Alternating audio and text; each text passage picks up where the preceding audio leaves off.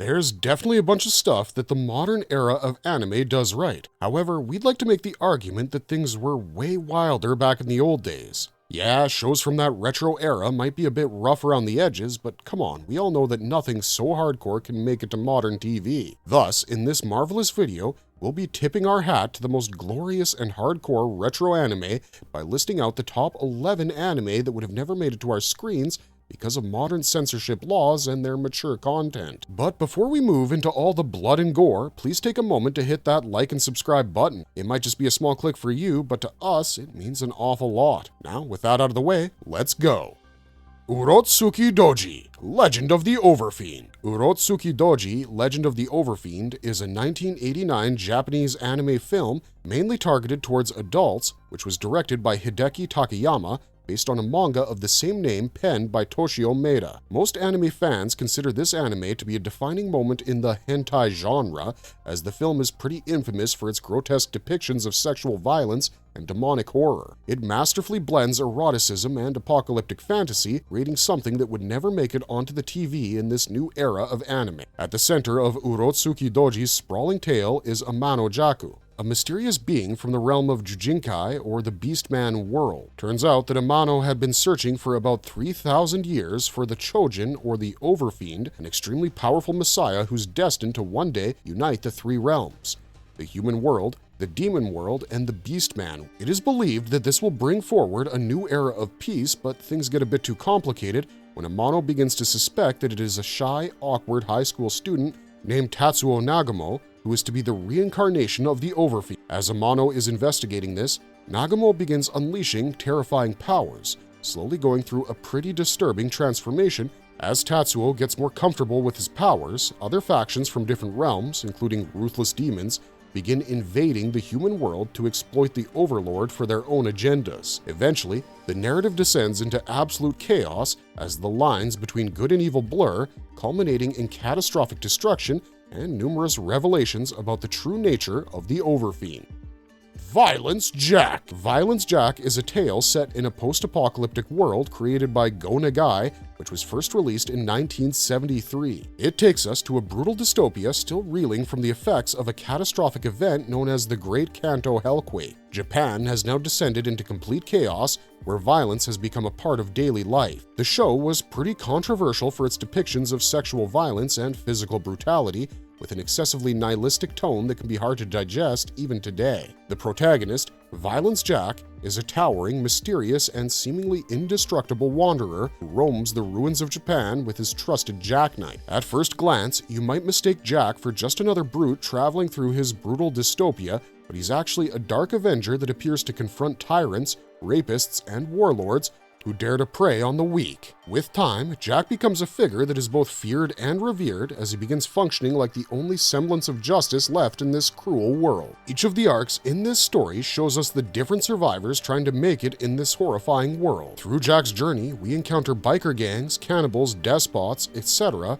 who make it evident that this is a world that has given up on itself. Jack, however, arrives to ease their suffering and brings some bloody retribution. Though this is an older tale, many state that there are some lingering connections to some of Go Nagai's more renowned works, like Devilman, but that's something you'll have to see for yourself. Though this story was adapted into 3 OVAs back in the late 80s and early 90s, most of these adaptations have been banned in numerous countries due to their controversial content. But then again, that's exactly what we're here for.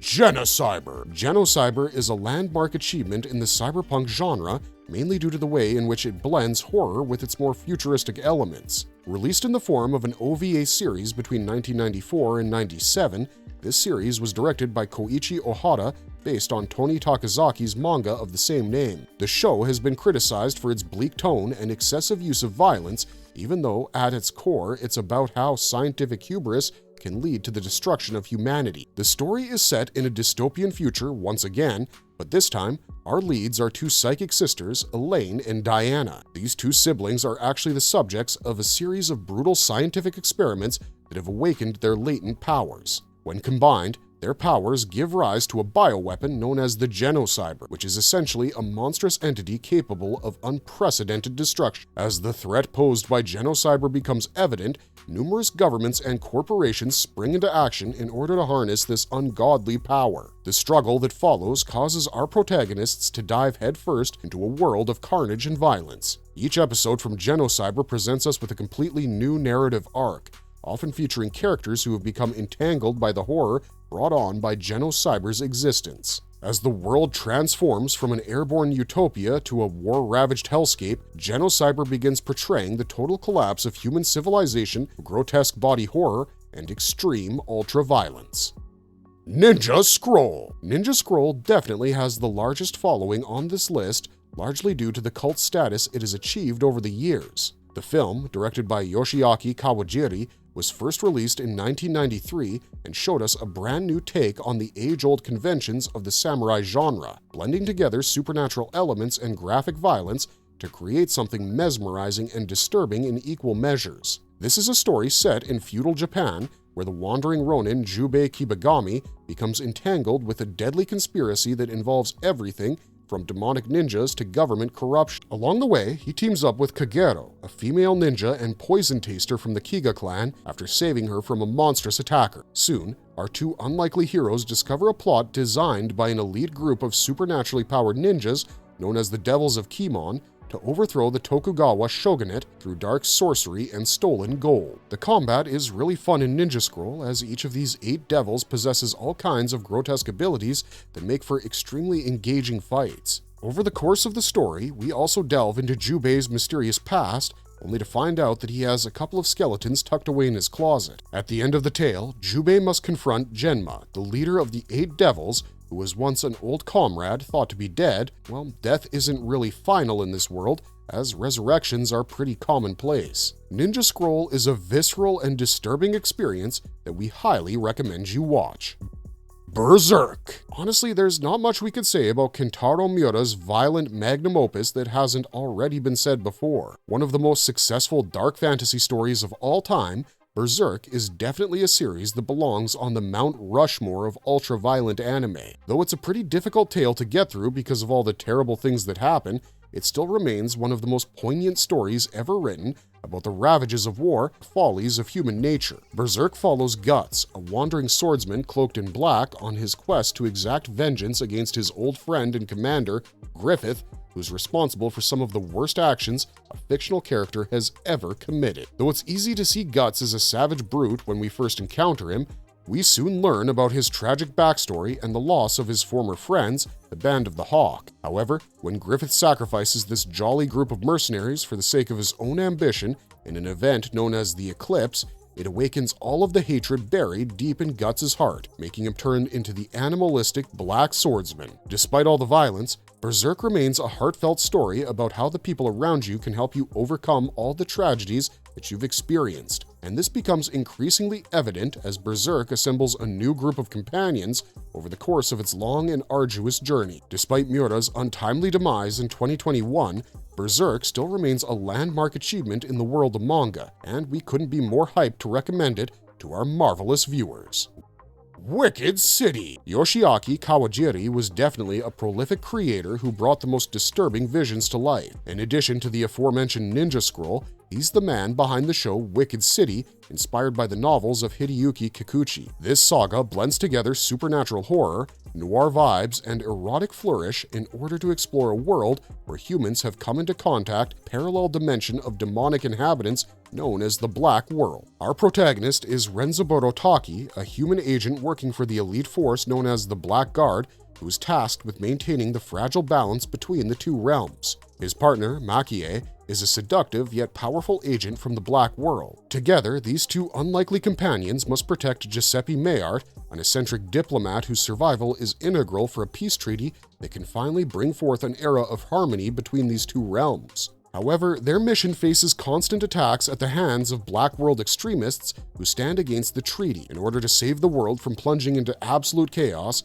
Taki and Makie must face mighty monsters as well as sexualized violence in a world hell-bent on carnage and conspiracy. As they take on these challenges, a strange bond begins to form between the two colleagues, which is exactly what Wicked City is truly about. Fist of the North Star. Older anime fans undoubtedly saw this one coming. Fist of the North Star is definitely a product of the 80s with its larger-than-life characters and stylized violence, but there's just something about the story that makes it relevant even today. The show is based on a manga series created by Buronson and Tetsuo Hara, which follows Kenshiro, a stoic giant who walks the post-apocalyptic ruins as the sole successor of a lethal martial arts style Hokudo Shinken. This is a world that has been torn to pieces by nuclear war, with the remnants of human civilization plunged into complete chaos and anarchy. Kenshiro wanders through this wasteland in a perpetual search for his kidnapped fiancée, Yuria, all the while saving the weak from their oppressors. With his iconic catchphrase, "You're already dead," he delivers swift justice in a world where all semblance of the law has collapsed, making him a really feared figure amongst evildoers. Over the course of his journey, Kenshiro faces many enemies, each more powerful than the last. However, he manages to outshine everyone, including rival martial arts practitioners, due to his mastery of the Hokudo Shinken style. Though there are many glorious battles in this saga, it's an epic about destiny, sacrifice, and morality. Devilman: The Birth. Devilman: The Birth is a 1987 OVA that has been adapted from Go Nagai's most influential creation, Devilman. Yeah, we know that there's a brand new Netflix adaptation out there, but we believe that the retro one is still more iconic. This story serves as the first installment in a two-parter, which offers a darker, more violent retelling of the manga's original story. The tale follows Akira Fudo, a kind teenager who is one day transformed into the titular Devilman. In this form, Fudo obtains the powers of a devil, but retains his human soul. We eventually find that his transformation was orchestrated by his childhood friend, Ryo Asuka, after uncovering an ancient truth. The demons, the former rulers of Earth, have reawakened to claim what was once theirs. Thus, to fight this impending threat, Ryo takes Akira to a completely depraved club filled with demons to trigger a mass possession event. As a result, Akira merges with the powerful demon, Amon, gaining unbelievable strength that can help him combat the invading demons. As the story progresses, Akira must fight not only the invading demons, but even the increasing darkness in his own heart, which we all know is never easy.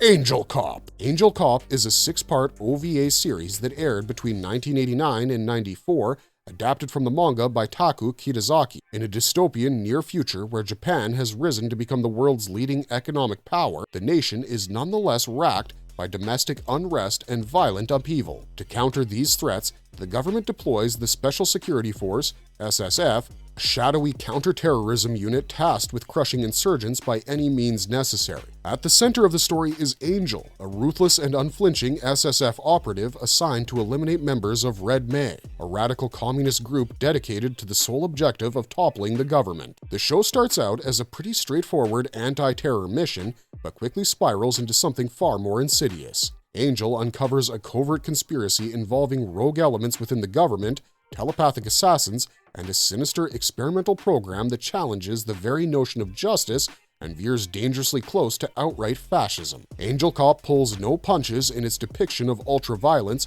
nationalist rhetoric, and psychic warfare. Its raw, gritty animation and politically charged storyline are drenched in the hard-edged aesthetic of the late 80s and early 90s anime.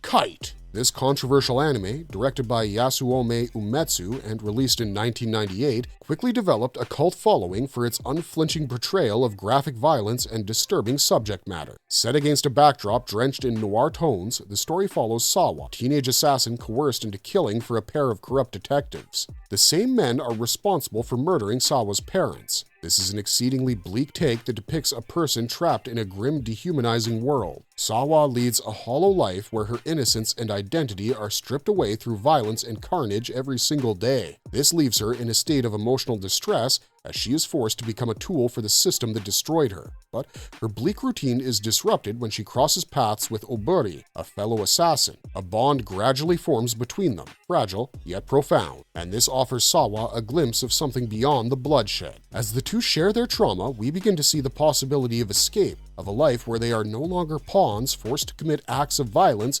just to survive. Together, the two assassins dream of breaking free from the violence that defines them, and there's something very hauntingly beautiful about that.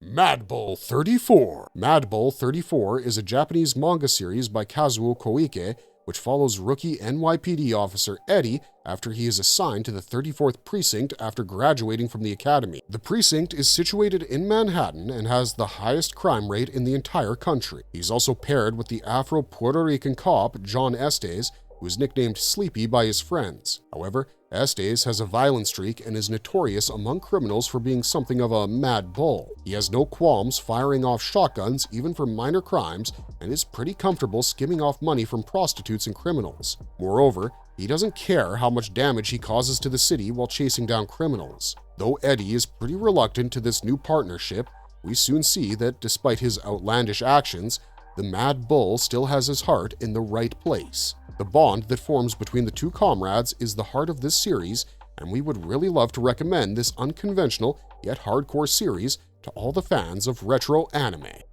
Marvelous verdict! Well, this list makes it evident that the anime back in the day was pretty hardcore. Though many of these series would definitely be banned if they came out today, and for good reason, we can't help but feel nostalgic about the bygone era. Anyways, what do you think? Are there any other animes that you would have liked to have seen on this list? Do let us know in the comments down below, but also don't forget to hit the like and subscribe buttons to stay up to date with our marvelous content. That's it for now, but don't worry because we'll catch you in the next one real soon.